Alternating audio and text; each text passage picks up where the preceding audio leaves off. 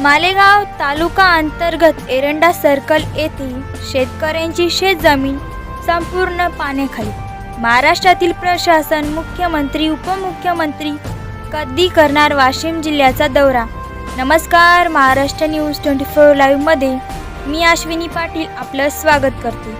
मालेगाव तालुका अंतर्गत येणारे ग्राम बोराळा येथे मुसळधार पावसामुळे नदीला पूर आला। त्यामुळे शेतकऱ्यांची जमीन पूर्णपणे पाण्याखाली गेल्यामुळे येथील शेतकऱ्यांचे बऱ्याच प्रमाणात नुकसान झाले आहे आणि या शेतामध्ये सोयाबीन हे पीक होते। आता बळीराजांचे संततधार पाऊस चालू असल्यामुळे बळीराजा हवालदिल होताना दिसत आहे। महाराष्ट्रातील बऱ्याच गावांमध्ये तसेच शहरी विभागामध्ये पूर परिस्थिती निर्माण झाली। या परिस्थितीला समोर जाण्याकरिता प्रशासन वारंवार सूचना देत आहे। बळीराजाने होणारे नुकसान लक्षात घेता शासन यांना मदत करेल का? यांची नुकसान भरपाई करून देईल का? हा गंभीर आणि सर्वात मोठा प्रश्न उद्भवत आहे।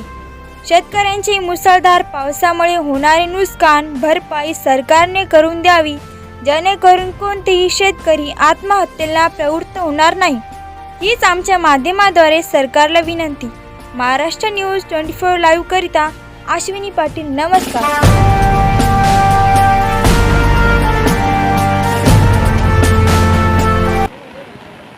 मौजे बोराळा पोस्ट एरंडा तालुका मालेगाव जिल्हा वाशिम येथील नदीला पूर आलेला आहे आणि पूर एवढा मोठा आहे की शेतामधून पण पाणी बाहेर येत आहे। हे बघा, याच्यामध्ये पूर्ण शेत, याच्याखाली सोयाबीन पीक आहे, पूर्ण पाण्याखाली गेलेलं आहे। मुसळधार पाऊस पूर्ण रात्रभरपासून आज सकाळी पण भरपूर पडला।